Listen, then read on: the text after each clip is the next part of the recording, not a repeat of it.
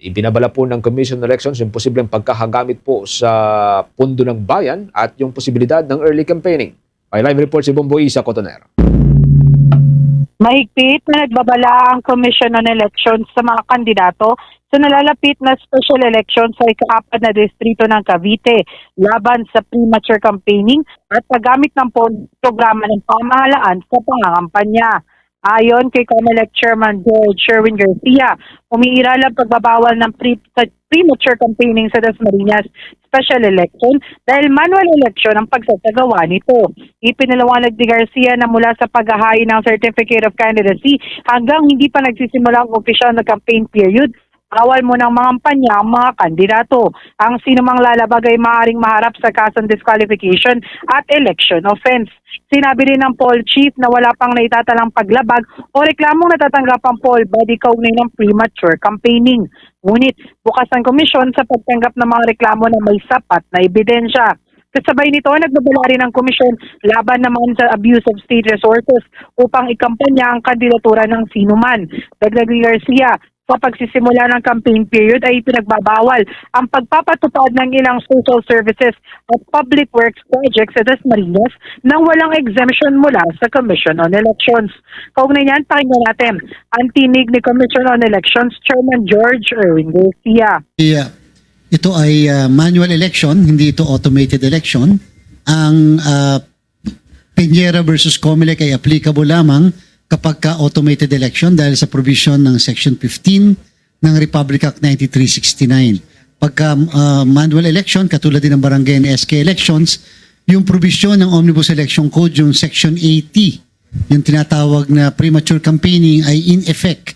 And therefore, pagka-file nila ng kanilang candidacy, hanggat hindi pa nagsisimula ang campaign period, ay bawal pa na mangampanya. And therefore, kung sakasakali, pwedeng maging ground yun ng disqualification and at the same time pwedeng maging ground ng election offense. Kasi nga tayo ay hindi automated kundi manual election.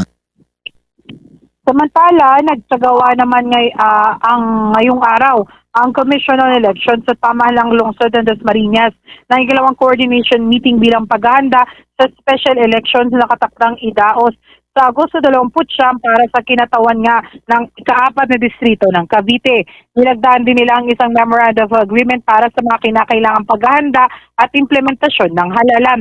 Ibinigay na rin ng pamahalaang lungsod ng Dasmariñas sa pangunguna ni Acting Mayor Elpidio Barzaga III ang financial assistance na nagkakahalaga ng 50 million sa poll body para sa pagsasagawa ng special elections.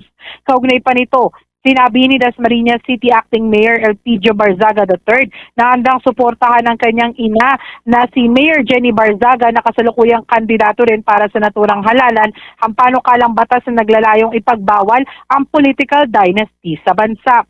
Ginawa ni Barzaga ang payag kasunod ng mga puna at issue na ibinabato sa kanilang pamilya kaugnay ng kausapin ng political dynasty. Ayon kay Barzaga, kung may sasabatas ang panukalang anti-political dynasty law, susuportahan ito ng kanilang pamilya.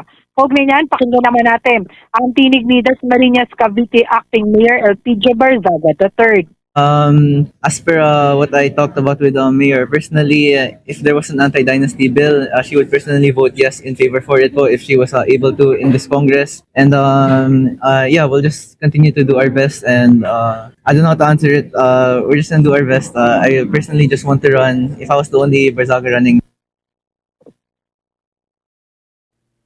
Ito si Bombo Isa Cotoner and this is Bombo Radio Philippines, the #1 radio network in the country, your trusted source of news and information. Basta Radio, Bombo!